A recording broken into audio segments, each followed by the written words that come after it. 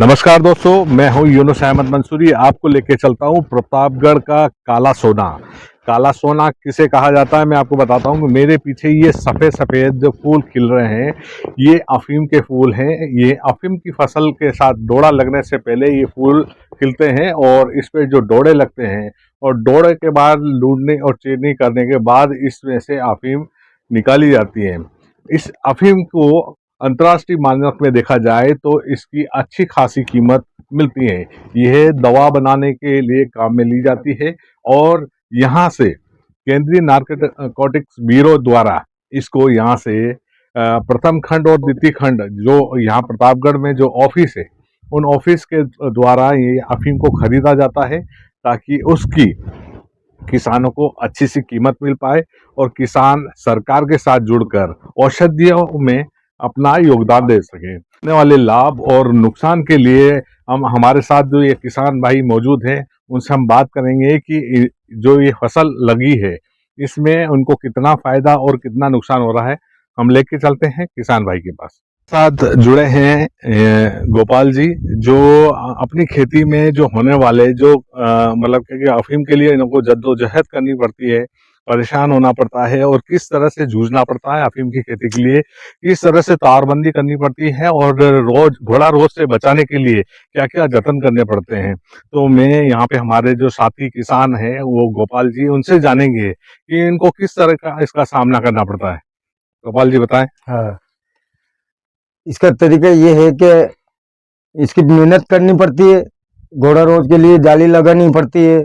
इसमें अफीम के लिए दवाई करो, दवाई डालनी, खाद डालना और ये करना पड़ता है। मेहनत बहुत करनी पड़ती है। ठंड में आना पड़ता है, सुबह शाम यहीं रहना पड़ता है और अनेक अनेक तरह की दवाई डालनी पड़ती है इसके अंदर और काम करना पड़ता है। तो मेहनत बहुत है। गोपाल जी, हाँ। जैसे कि अभी हम देख पा रहे हैं कि इसके पत्तों में कुछ इस तरह की बीमारियां आ गई है। हाँ। तो उन बीमारियों के लिए आप क्या उपचार कर रहे हैं और किस तरह की ये बीमारियां हैं? ये बीमारी अनेक अनेक आती है, तो दवाई छाटने से थोड़ा फर्क पड़ता है। फिर कोई बोलता है कि ये दवाई लाओ, ये लगाते हैं, वो दवाई ला डाली, थोड़ा का फर्क पड़ता है। जो पड़ता है जिससे ये नीचे वाले पत्ते खराब हो जाए इससे और बीमारी लगती है। तो अब आप इस तरह का क्या जुगाड़ कर रहे हैं ताकि क्या कि इसकी ये बीमारी को रोका जा सके? दवाई के लिए दवाई और खाद। हाँ। जिस तरह से अफीम की आप फसल करते हो, क्या जो विभाग द्वारा या कृषि विस्तार विभाग द्वारा आपको इसके बारे में कुछ नई जानकारी दी जाती है, ये ताकि कि इसका अपन किस तरह से रख रखाव करें और अपनी फसलों को खराब होने से कैसे बचा सकते हैं? क्या इस तरह से कोई प्रशिक्षण होता है आपका? नहीं, कोई नहीं होता है। दवाई डालो तो ठीक होता है, अगर दवाई जो नहीं डाली और मेहनत नहीं की तो काश्तकार पीछे ही पीछे रहता है। और वहाँ नारकोटिक्स के लिए मेहनत बहुत करनी पड़ती है, फिर वहाँ का अफीम ले जाना पड़ता है।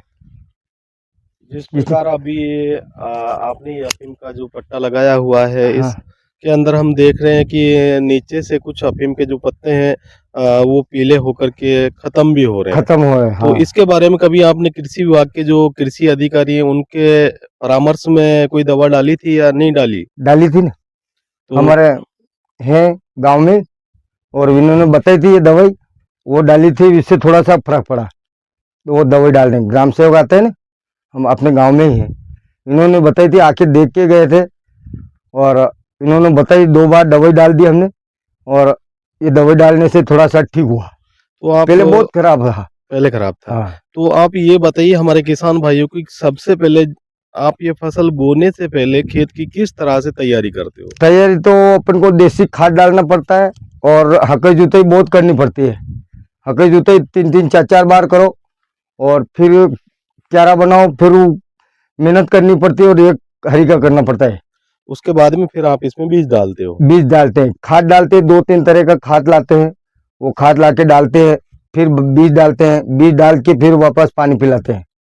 पानी पिलाने के बाद में 4 दिन हुए न, वापस पानी पिलाना पड़ा। 6 दिन बाद में, 6 दिन निकले न, फिर वापस कि हाँ अब 14-15 दिन का हो गया बोई करने से, जो एंड तक वो नहीं उगे जहाँ तक 3 बार पानी पिलाना पड़ता है। जिसके बाद में 16-17 दिन में दिखता है।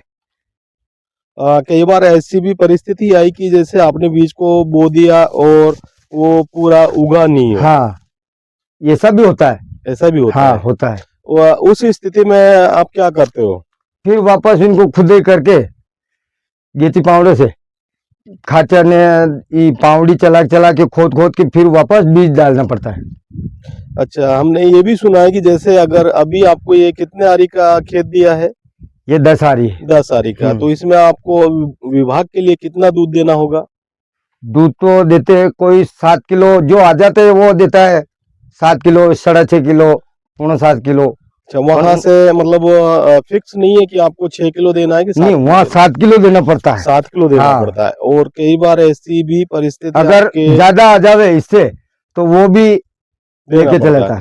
कई बार ऐसी परिस्थितियां भी आपके इस क्षेत्र में आ जाती है कि जैसे अभी आज बादल हो रहे हैं हाँ, और मौसम का कोई भरोसा नहीं है। कई बार वो मौसम। हाँ, जनवरी और फरवरी माह के अंदर ओलावृष्टि भी होती है, हाँ, जिससे हमारी फसल है जो कई बार अफीम की खराब हो खेती चुकी। खराब हो चुकी है। हाँ, उस स्थिति में किसान क्या करता है? किसान फिर क्या करता है कि वो जब चीरा लगेगा नहीं, पत्ते टूट गए, खराब हो गया ये, तो अब मुखिया जी रहते हैं तो इनको ला के दिखा देते और यूं बोल देते कि अब इसमें चीरा नहीं लगाएंगे और हम इसको पट्टे को जमा करवाएंगे। पट्टे को जमा हाँ। करेंगे और सीधा ऐसे कैसे जमा तो करा ये देते हो? वापस अगले साल के लिए फिर ये आएगा वो अपने सीपीएस में। ऐसा होता है, हो गया है 1-2 बार।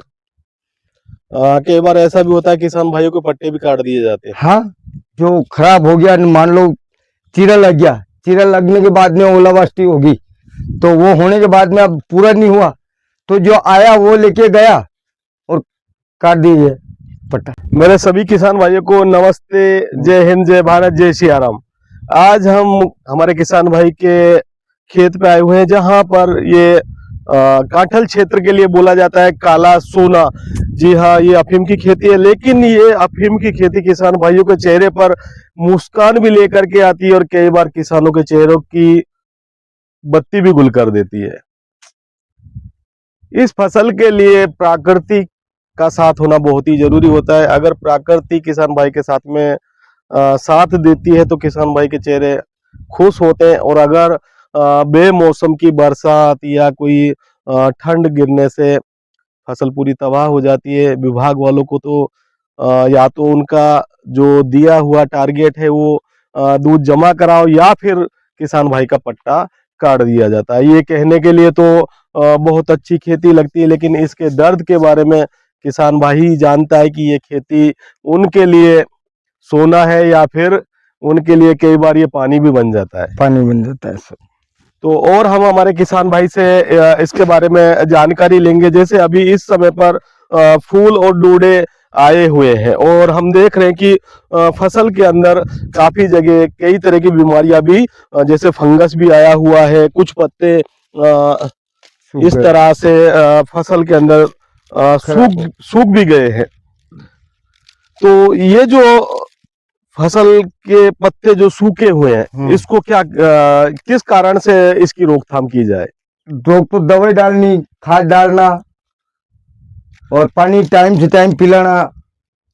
हमारे जो किसान भाई है उनको सही समय पर जैसे अभी इसके अंदर हम देख रहे हैं फंगस भी लगा हुआ और कुछ इसके अंदर कीड़े मकोड़े भी नजर आ रहे हैं। हाँ। तो आपको कृषि विभाग द्वारा इसका प्रशिक्षण दिया जाता है कि आप पूर्व में बोने से पहले? अब किसान भाई वहाँ जाते हैं, ग्राम सेवक तो आते ही नहीं, कई आते हैं, कई आते ही नहीं देखने के लिए। हम खुद ही दवाई जाके दुकान वालों को बोलते हैं कि भैया ये दवाई दे दो और ये बीमारी है हमारे, तो ये काई से रुकेगा, ऐसी बीमारी है। ये साथ में भी ले जाते हम, कई दुकान पे ये साथ में भी ले जाते पत्ते, और ये पत्ते इनको देख के वो फिर दवाई देता है।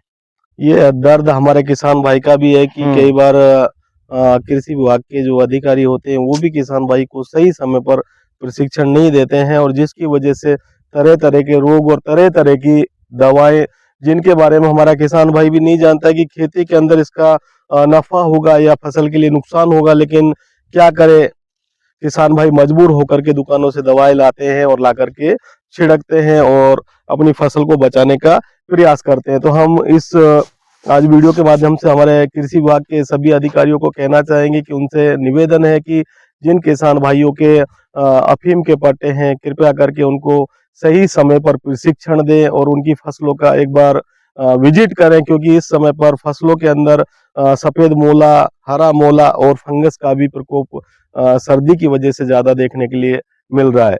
तो धन्यवाद।